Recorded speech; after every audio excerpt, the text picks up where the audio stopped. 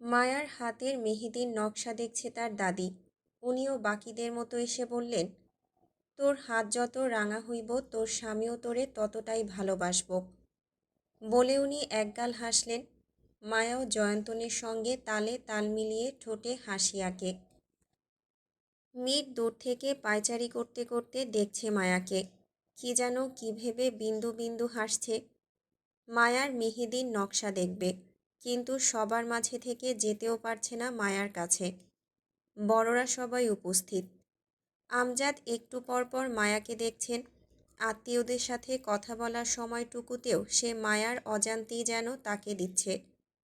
মীর দেখল আমজাদকে। ঘুরে ঘুরে সবার মুখের দিকে তাকাচ্ছে। কোন উদ্দেশ্যে তাকাচ্ছে নিজেও জানে না। মায়া একবার দেখল মীরকে। সে চাওয়াতে মীর নজর সরিয়ে নিল। মায়া ভাবছে মীর অন্য মেয়েদের সাথে কথা না বলে চুপচাপ কি করে আছে। বাড়ি ভর্তি এত এত সুন্দরী মেয়েরা। সে বিশ্বাস করে মীর মেঘাসা পুরুষ, কিন্তু আজ তার বিশ্বাসের স্থানটা যেন ভেঙে গেল। মীরকে তার ভাবনার সাথে মেলাতে পারছে না। মেহেদি শুকাতে শুরু করেছে। হাতে টান লাগছে। মায়া হাতের দিকে তাকালো। ডান হাতের মাঝে ম লেখা, অর্থাৎ মীর। তখন মনে পড়ল নকশা শুরু করার খানিকটা আগ মুহূর্তের কথা। মেয়েটা জিজ্ঞেস করেছিল, আপনার হবু স্বামীর নাম কি? মায়া বেখেয়ালিভাবে জবাব দিয়েছিল মীর। মায়া বিপাকে পড়ল যেন। ইতিমধ্যে হাতে রং বসে গেছে। কেউ যদি দেখে ফেলে তবে কি হবে? যদি এই অক্ষর আদ্রিয়ান দেখে, নির্ঘাত মায়াকে সন্দেহ করবে। মায়া পালঙ্ক ছেড়ে নেমে এলো। তৃষ্ণা জিজ্ঞেস করল, কোথায় যাচ্ছিস? আসছি বলে সবার মাঝ থেকে দৌড়ে উদ্ভ্রান্তের মতো নিজের ঘরে চলে গেল মায়া। মায়াকে হন্তদন্ত হয়ে ছুটে যেতে দেখল মীর। তার কাছে বিষয়টি অস্বাভাবিক লাগল। বৈঠকখানা সবার দিকে চেয়ে সেও চলে যায় মায়ার পিছু পিছু। মায়া বাথরুমে প্রবেশ করল। হাতের মেহেদি ধুয়ে ফেলেছে। সাবান দিয়ে হাত ঘষতে শুরু করল। ঘরে ঢোকার সময় তখন দরজাটা হাট করে খোলা রেখে এসেছে। মীর দরজা খোলা পেয়ে মায়ার ঘরে সরাসরি ঢুকে গেল। মায়াকে খুঁজল। ঘরে নেই, বারান্দায়ও নেই। বাথরুমে থাকতে পারে সেই ভাবনা মীরের মাথা থেকে বেরিয়ে গেল। সে পুনরায় ঘর থেকে বের হতেই মায়া বের হয়। মীরের সামনে পড়ল। মীর ভ্রু কুঁচকে নিঃশব্দে তাকিয়ে রইল মায়ার দিকে। মায়া মনে মনে স্পষ্ট করে বলল, যেখানে বাঘের ভয় সেখানেই সন্ধে হয়। ভেজা হাত দুইখানা ধীরে ধীরে পেছনে নিয়ে বলল, আপনি এখানে? আমি এখানে। দেখতেই পাচ্ছি আপনি এখানে। কেন এসেছেন? হুটহাট মেয়েদের ঘরের মধ্যে ঢুকে পড়েন। ভদ্রতা বলতে কিছুই নেই দেখছি। কথাগুলো বলতে গিয়ে মায়া বারবার ঢোক গিলল। তোতলাতে তোতলাতে শেষ করল কথাগুলো। মীর মায়ার দিকে এক পা এগিয়ে গেল। মায়া তা দেখে দুই পা পেছনে সরল। মীর থেমে বলল, তোমার মেহেদির রং দেখতে এসেছি। মেহেদির রং হয় খয়েরি, আর ছেলেদের মেহেদির রং দেখা পাপ, তাও আরেকজনের বউয়ের। বা নিজেকে আরেকজনের বউ বলে দাবি করেও ফেললে। তো আপনি জানতো এই ঘর থেকে? থাকতে আসিনি, যেতেই এসেছি। তার আগে তোমার হাতের মেহেদির রংটা দেখে যাই। মায়া বাঁ হাতটি এগিয়ে দিয়ে বলল, এই দেখুন। ডান হাত দেখি। আপনি ভারী বেয়াদব তো। শোনো মেয়ে, আদব কায়দা ঠিক করো, নয় বিয়ের পর স্বামীর উথাল পাথাল মার খাবে। মায়ার কথা বাড়াতে চাইল না। ঘরের দরজার দিকে তাকালো। খোলা রাখা। কেউ চলে আসবে হয়তো এক্ষুনি। সে মীরকে এড়িয়ে খাটের একপাশে বসল।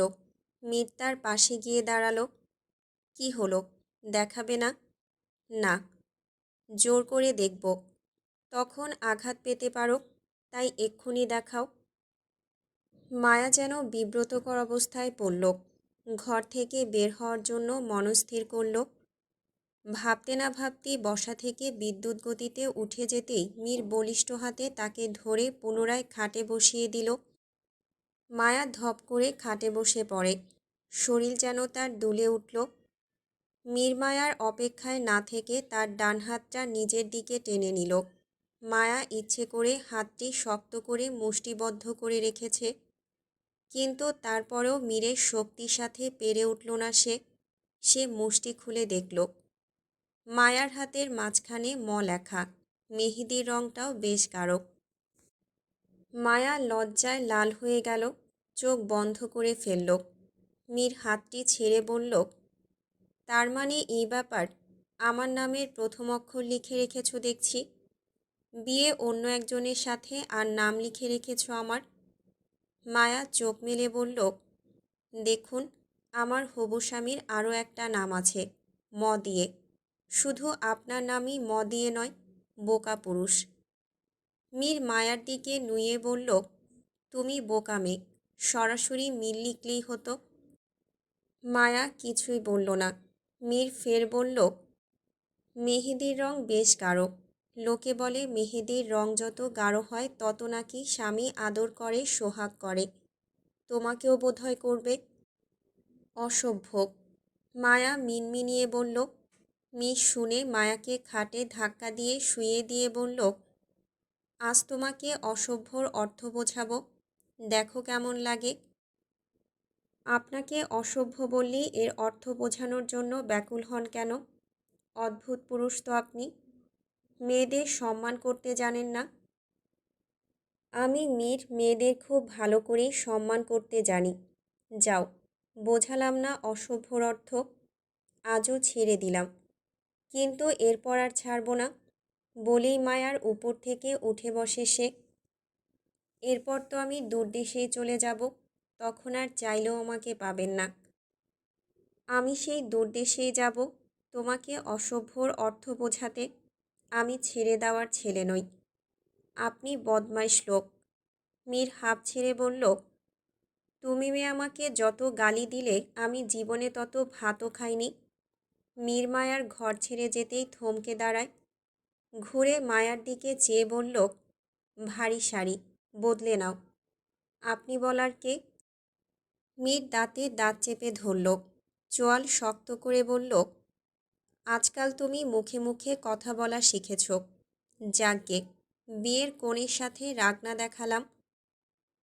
থেমে যেতে পথ ঘুরে ফের দাঁড়িয়ে মায়াকে সতর্ক সংকেত আঙুল দেখিয়ে বলল, মোহিনী আসবে তোমার বিয়েতে। ও যেন তোমার হাতে আমার নামের অক্ষর না দেখে। এমনিতেই বেচারি আমাকে সন্দেহ করে, পরে প্রেম শুরু হওয়ার আগেই ভেঙে যাবে। মায়া শুনে মুখে ভেঙচি কাটল।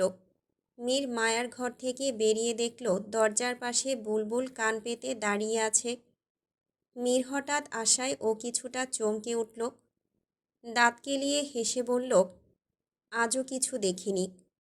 মীর বুলবুলকে বোকা বানাতে বলল, কিন্তু আজই সব হয়ে গেছে, যা তুমি ভাবছ। সত্যি? বুলবুল আশ্চর্য চোখে প্রশ্ন ছুড়ল। সত্যি, কিন্তু দরজা তো খোলা ছিল। মীর বুলবুলের কানের কাছে মুখ নিয়ে ফিসফিস করে বলল, বাথরুমে বসে। বলেই মীর জ্যাকেটটা ঠিক করতে করতে সোজা হেঁটে চলে গেল। বুলবুল শুধু হাঁ হয়ে রইল। রাত বাড়ছে। রাত বাড়ার সাথে সাথে কোলাহল কেটে নিস্তব্ধতা বেড়ে যাচ্ছে। এমন নিস্তব্ধতা ঘিরে আহির মীর বাড়ির বাইরে বের হয়েছে। আহির সিগারেট টানছে। তখন গৌরীর সাথে সম্পূর্ণ আলাপ শেষ করার আগেই বুলবুল হাজির হয়েছিল। তাৎক্ষণিক আহিরকে নিচে ডেকেছিল। আহির বুলবুলকে বলেছিল, তুমি যাও, আমি আসছি। বুলবুল নাকচ করে জানায়, আমার সাথেই চলুন, সর্দার ডাকছে। বুলবুল বাধ্যের মতো দাঁড়িয়ে থাকায় আহির গৌরীকে ছেড়ে আমজাদের সাথে দেখা করতে চলে যায়। আমজাদ জিজ্ঞেস করেছিল, মিলন হত্যার তদন্ত কতদূর? আহির যতটুকু জানতে পেরেছিল সবটা খুলে বলে। মীর রাস্তার পাশে একটা গাছের গোড়ায় বসে আছে। আহিরকে উদাসীন দেখে জিজ্ঞেস করল, কী ভাবিস এত? গৌরীর প্রেমে পড়েছিস নিশ্চয়ই, তো ওকে বলছিস না কেন? কিছু অনুভূতি কখনো কখনো মাটি দিতে হয়। আমিও চেষ্টা করছি নিজের অনুভূতিকে মাটি দিতে। হঠাৎ এরকম সিদ্ধান্ত?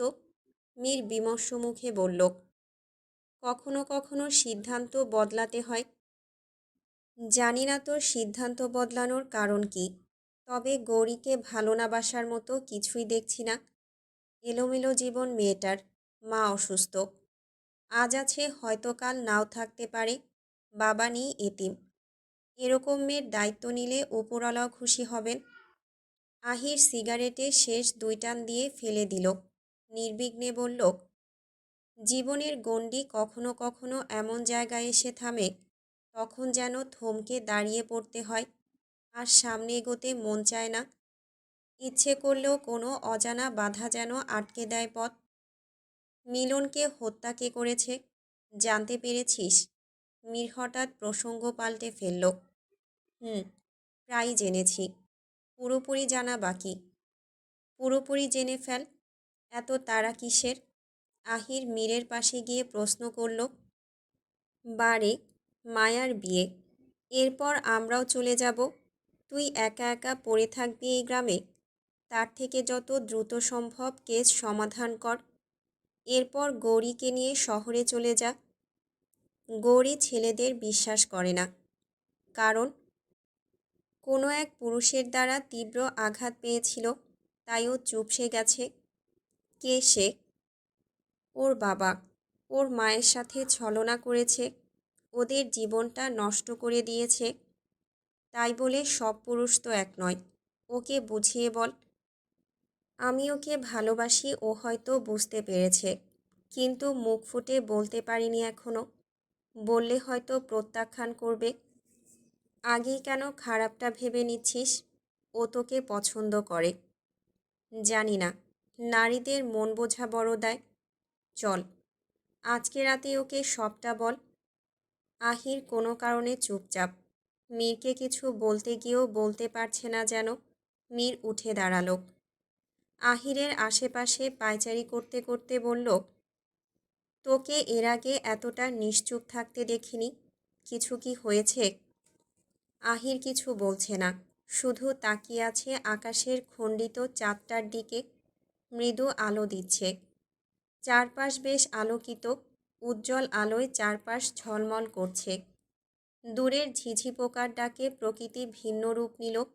মীর বলল, ভালোবাসার মানুষও ঠিক আকাশের চাঁদের মতো, চাইলেও যেন ছোঁয়া যায় না। আহির শালটা ঠিক করে পড়ল। চল, বাড়ির ভেতরে বসে কথা বলি। গৌরীদের বাড়ি চল, আমি তোর হয়ে ওকে প্রেম নিবেদন করব। আমার প্রেম তুই কেন নিবেদন করবি? আমিও করতে পারি। তো চল। বলেই মীর আহিরকে নিয়ে চাঁদনি রাতের আলো ধরে গৌরীদের বাড়ির উদ্দেশ্যে রওনা হয়। যেতে চাইছে না আহির, মীর জোর খাটাচ্ছে। গৌরী ঘরের সমস্ত কাজ শেষ করে সদর দরজা লাগাতে যাবে, ঠিক তখনই চোখ পড়ে উঠোনের দিকে। সাদা পাঞ্জাবিটা ফুটে আছে অন্ধকারের মাঝেও। চোখ তুলে মীরও আহিরকে দেখল। তাদেরকে দেখেও অগ্রাহ্য করে গৌরী দরজা লাগাতে যাবে, তখন মীর ছুটে গেল ঘরের সামনে। ব্যস্ত কণ্ঠে বলল, তোমার সাথে কথা আছে, একটু বাইরে আসবে? 5 মিনিট, এরপর চলে যাব। গৌরী আর মীরের মুখের উপর দরজা দিল না। ঘাড় ঘুরিয়ে একবার ঘরের ভেতরে দেখে বাইরে বের হলো। মীর বলল, আহির তোমার সাথে কথা বলবে, রাস্তায় অপেক্ষা করছে। আহির রাস্তার মাঝে দাঁড়িয়ে উসখুস করছে। চারদিকে তাকালো সতর্কতার সাথে, কোথাও কেউ নেই। গৌরী এসে তার পেছনে দাঁড়ালো। আহির তার উপস্থিতি টের পেয়ে নীরব কণ্ঠে বলল, তখন তোমার সাথে আলাপ সম্পূর্ণ হলো না? থেমে যায় এতটুকু বলে। বিরতি নিয়ে নিয়ে কথা বলছে। গৌরী বলল, মা ঘুমাচ্ছে, জেগে উঠে আমাকে না দেখলে বাইরে বের হবেন। দ্রুত বলুন, আর কিছু জানার আছে? আমি সব কিছু জেনেই তোমার কাছে দ্বিতীয়বার নিশ্চিত হতে এসেছিলাম। অজানা নেই কিছুই। আর কি জানতে পেরেছেন? তুমি মিলনকে হত্যা করেছ। কামার ওসমান আহমেদের থেকে ছুরি বানিয়েছিলে তুমি। ছুরিতে তোমার নামের 2 অক্ষর ছিল, তোমার বাবার দেওয়া নাম। মিলন তোমাকে পছন্দ করত, তুমি করতে না। মিলন তোমার জন্য প্রায় রাতে তোমার বাড়ির সামনে এসে অপেক্ষা করত। পরপর কয়েকবার তোমাকে প্রেম নিবেদন করে। তুমি প্রতিবারই ওকে প্রত্যাখ্যান করলে ও ক্ষিপ্ত হয়। তোমার উপর প্রতিশোধ নিতে তোমার সাথে অসভ্যতামি করার চেষ্টা করে, আর এরপর তুমি কৌশলে ওকে মেরে ফেলো। সেদিন রাতে রাফিদদের গুদাম ঘরে তোমার আর ওর ধস্তাধস্তির এক পর্যায়ে তোমার কণ্ঠস্বর ভেসে যায় বাইরে।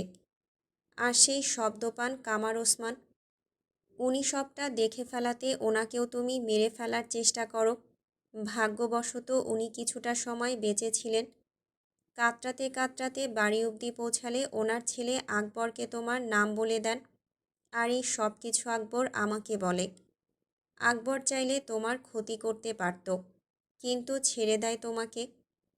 থেমে আবার বলল, আজ তোমার বাবা তোমার সাথে অন্যায় না করলে হয়তো এত কিছু হতো না, বরং সুন্দর একটা জীবন সংসার হতো। গৌরীর চোখ ছুঁয়েছে নোনা জল, গাল বেয়ে পড়তেই মুছে ফেলল। বিষে ওঠা অন্তরকে দমিয়ে বলল, আমাকে ধর্ষণ করতে চেয়েছিল। ও আরও একটা মেয়ের সাথে অন্যায় করেছে। ওর মতো পাপীর বেঁচে থাকার অধিকার ছিল না, তাই মেরে ফেলেছি। আপনি চাইলে আমাকে পুলিশের হাতে তুলে দিতে পারেন, আমার কোনো আক্ষেপ নেই। আহির থ হয়ে দাঁড়িয়ে থাকল। মনে হচ্ছে পায়ের নিচের মাটি সরে যেতে চাইছে। এখন তার ঠিক কী বলা উচিত বুঝতে পারছে না। গৌরী কান্না থামিয়ে বলল, কী ভাবছেন এত? আপনি তো আমার কণ্ঠে স্বীকারোক্তি চেয়েছেন। আমি শুধু আপনার সামনে নয়, আদালতও নিজের দোষ স্বীকার করতে পারব। তুমি তো পাপীকে মেরেছ, কিন্তু পাপকে লুকাতে একজন নিরীহ মানুষের প্রাণও নিয়েছ। কথা বাড়াচ্ছেন। আমি বললাম তো, আমি অন্যায় করেছি, শাস্তি দিন। আহির কিছুক্ষণ চুপ থেকে কণ্ঠ খাদে নামিয়ে বলল, তুমি তোমার কাছে দোষী হলেও আমার কাছে নিষ্পাপ। আজ তুমি যা করেছ সবটাই পরিস্থিতির শিকার হয়ে। তোমার জীবনটা নরক। আমি চাই তোমার এই নরকের নিকৃষ্ট জীবন থেকে তোমাকে মুক্ত করে সুন্দর একটা জীবন দিতে, আমার হৃদয় রাজ্যে ঠাঁই দিতে। গৌরী অন্যদিকে চেয়ে বলল, আমি চাই না। আমি এভাবেই ভালো আছি। মায়ের মতো আমার জীবনটা হোক, আমি চাই না। আজ যদি আমি ভুলেও কাউকে বেছে নিই, হয়তো আমার পরবর্তী জীবন হবে মায়েরই প্রতিবিম্ব। আমার সন্তান হয়তো আমার মতোই খুনি হবে। আমাকে ভুল মানুষ ভেবো না। তুমি বলো আমাকে কি করতে হবে, আমি তাই করে দেখাবো। যা করলে তুমি আমাকে বিশ্বাস করবে সেটাই করব। তবুও তোমার বাবার সাথে আমাকে মিশিয়ে ফেলো না। গৌরী হাত উঠিয়ে আহিরকে থামতে বলে। আহির আচমকা কথা থামিয়ে দিল। হা হয়ে রইল সে। গৌরী বলল, ব্যাস, আমি আর কিছু শুনতে চাই না। আপনি চাইলে আমাকে শাস্তি দিন, নয়তো আমাকে মুক্তি দিন। তবুও আমি আর অন্ধকার জীবন চাই না। তুমি একবার আমাকে বিশ্বাস করো, আমি তোমার অন্ধকারতম জীবন আলোকিত করে তুলব, কথা দিলাম। গৌরী চোখে জল জমিয়ে আহিরকে দেখে বলল, আমি আপনাকে চাই না। চলে যান এখান থেকে। আর কখনো আমার সাথে কথা বলার চেষ্টা করবেন না। বলেই গৌরী চটজলদি ঘরের দিকে চলে যায়। মিট দূর থেকে দেখল গৌরী ছুটে চলে গেছে। আহির হাত বাড়িয়ে গৌরীকে আটকাতে চেয়েছিল, বৃথা গেল। আহির পথে হাঁটতে হাঁটতে ভাবছে গৌরীর কথা। তাকে পাবে কি পাবে না ভেবে বুকটা ভার হয়ে যাচ্ছে। একটু পর পর চাপ দিয়ে উঠছে বুকের মাঝে, শুধু ভেতরে কু গাইছে। হঠাৎ অজানা ভাবনা উদিত হলো মনে। পাশে হাঁটা মীরকে বলল, জানিস, খুব কষ্ট হচ্ছে। কেন যেন মনে হচ্ছে কিছু একটা খারাপ হতে চলেছে। এমন ভাবনার নাম কি দেওয়া যায়? অতিরিক্ত বোকা বোকা ভাবনা। আমাদের মনে হঠাৎ হঠাৎ এরকম ভাবনা জাগ্রত হয়, যেই ভাবনার কোনো ব্যাখ্যা হয় না। যা হবে ভালো হবে। বলেই মিট ঠোঁট চেপে হাসে। আহির বলল, তারপরও মনে হচ্ছে কিচ্ছুটি ঠিক নেই। গৌরীর প্রত্যাখ্যান আমার সহ্য হচ্ছে না। আমি আহির মির্জা কোনো দিন কারো কাছে নত হইনি। কিন্তু আজ হয়েছি, আর সেখানে আমি হেরে গেছি। তুই হেরে গেছিস মানে? তৃষ্ণা জিজ্ঞেস করল মায়াকে। দুজনে ছাদে বসে আছে, তীব্র শীত চারপাশে। মায়া দোলনায় চেপে বসা, দোল খাচ্ছে না। তৃষ্ণা বেঞ্চে বসা। মায়া গভীর শ্বাস ফেলে জবাব দিল, আমি মীরকে খুব ভালোবাসি। তাকে ছাড়া অন্য কাউকে বিয়ে করতে আমার এতটুকু ইচ্ছে করছে না। তার উপর মনটা ভীষণ কুগাইছে। কেন জানি মনে হচ্ছে খারাপ কিছু হতে চলেছে।